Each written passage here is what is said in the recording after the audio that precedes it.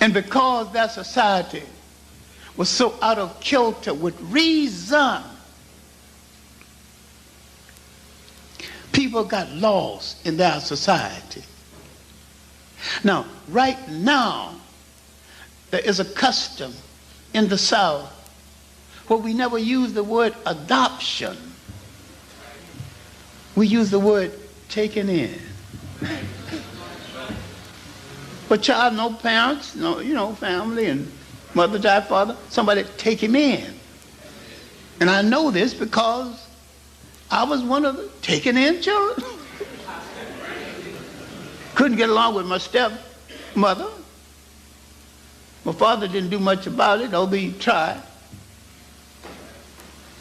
I was working, mowing lawns and cleaning dogs and washing cars and a cook at one of the houses I work in. If you ever without a home, you just come and live with me. Never forget, Miss Rosalie. So I was taken in. It was an honorable house. Then came the Depression. Had to be another kind of house that we don't mention in respectable company.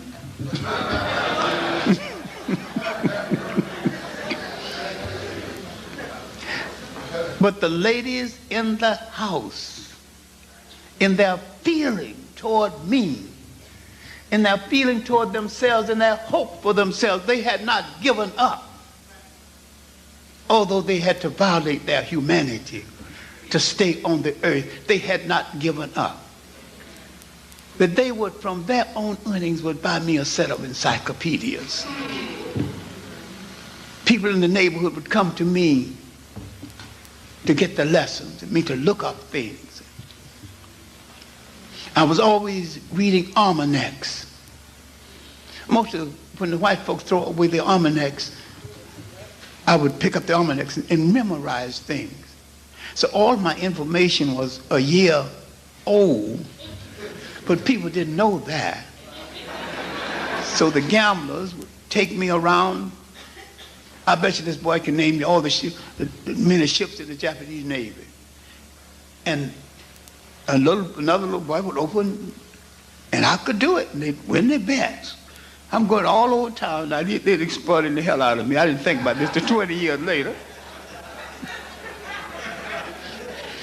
But I'm loved and respected for my fine memory. And bet you I can name all the capitals in the United States starting backward. I began to train my mind by packing my mind with insignificant information. I can name the second name of the first wife of Clarke Gable. Now, what the hell does that mean to a kid in this house? Now, what I'm trying to get to, that we came out of a structure where the mind was respected because I could read, teach Sunday school before I was 10. I was a little celebrity in the community. Now, what I'm telling you, what happened to me, I'm telling you what you still fail to do for young people.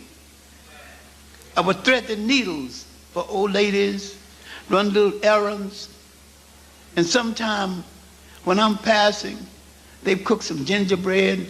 You know, when you're a kid, some hot gingerbread or two nice buttered biscuits. They just hand it to you. And after the evenings of going around displaying my knowledge, and the gamblers had won $20 or $30 on me, they would take me to Miss Ada's restaurant. So, Miss Ada, feed this boy. So what did I get? The house special.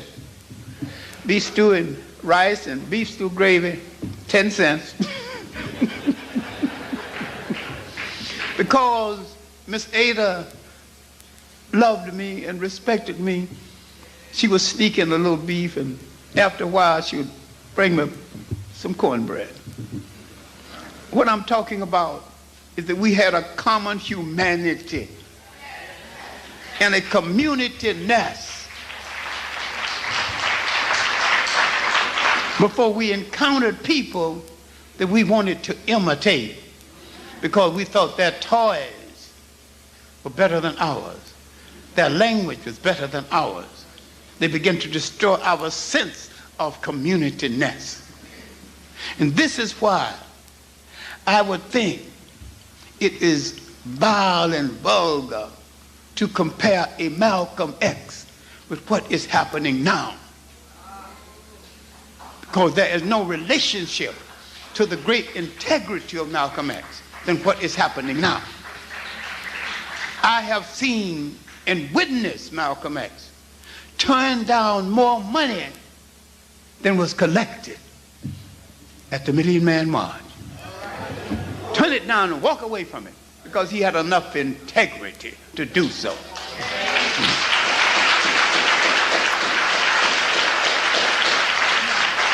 We need men of integrity now. We need people with enough nerve to refuse something. We need leaders who don't need Mercedes-Benz and stretch limousines. For the price of one stretch limousine, if you contributed to a black student, he could go through medical school. We have not asked, leader, where are you leading me? Where are you leading me? We have followed after people without checking them out. This is why I think you need to read this article in a paper called The Liberator, published here in Brooklyn. The article by Pleasant, because it contains the best analysis of what is happening that I have seen so far. Now, back to the concept of the community, because people take from their basic community a community frame of mind that goes into the making of that collective container called nation. When an Italian is in Australia, Africa, 1,000 miles away from home, when you call his name and he answers in the name of a nation he took from home. Then, who deprived you of your nation concept and your nation name?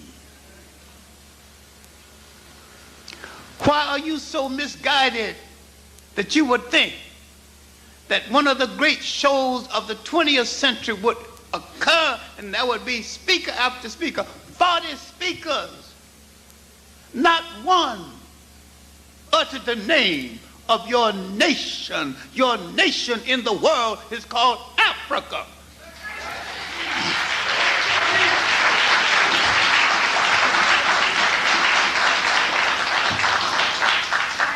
And when you understand that people function from the basis of a nation and they go back to that nation to renew their spirit, their hopes, and to call a meeting of over 1 million people and nobody mentioned the name of Africa. And I said, if you call a meeting with 2 or more black people anytime in the world and don't mention Africa, you are out of order.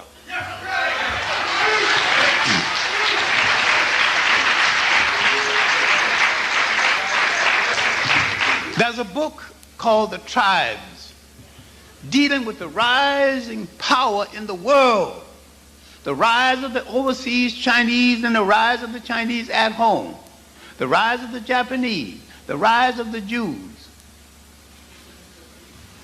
Nobody mentions Africa because all of them assume that somebody else, European or Asian, will continue to rule Africa. That is because you do not have a single African head of state with the sense of nation. He has a European mind and an African body, but no African destiny.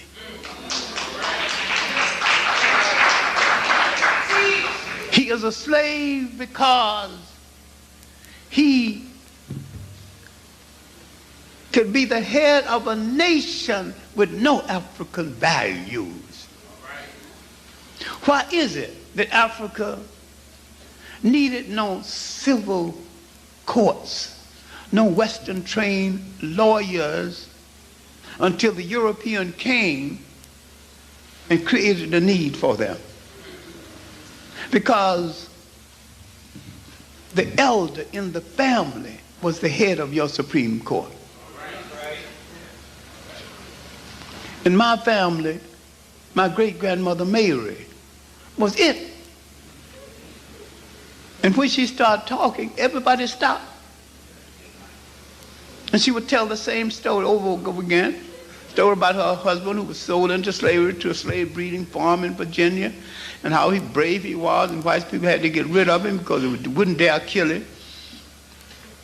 And the story of her enslavement in Georgia, and her watching Sherman move to the sea, burning down Atlanta. And we would say, Grandma, you know you didn't see Sherman. I did see it. I saw his eyes, meanest man I ever see. His eyes redder than the coons. And we would dispute her one more time, and she took her carb pipe out of her mouth, tap her cane on the floor. So I ceded. These old eyes ceded. So, all right, Grandma, the court has met. You've announced your decision. There is no reprieve. You saw Sherman march to the sea. And yet she was teaching us lessons of survival, teaching us her memory of Africa, her memory of the last Africans to come over before the fakery of emancipation, teaching us truth, teaching us wisdom, teaching us survival.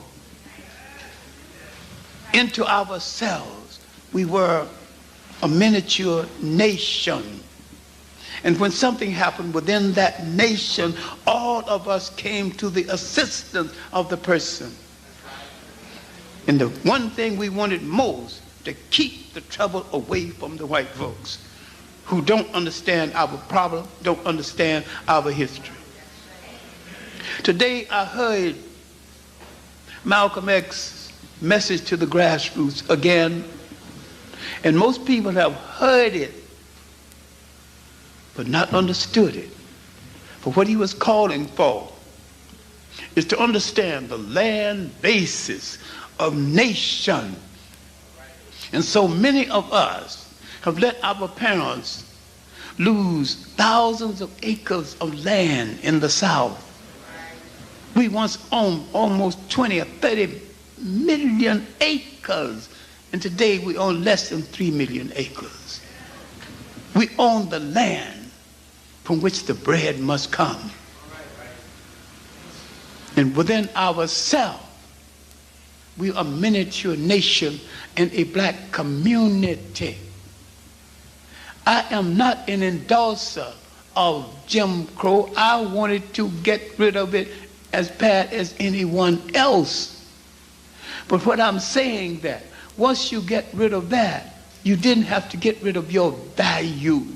You didn't have to get rid of the black corner store. You didn't have to get rid of the black church. You didn't have to get rid of the black lodge.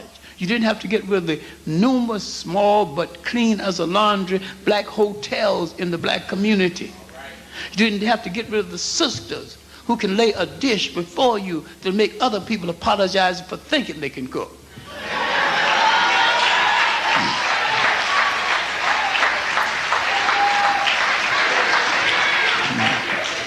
Because in the civil rights movement, we reached for the wrong things. We thought the thing to be is to be like them, when we had a higher standard of morality than them. Why be like them? Why not set an example and let them be like you?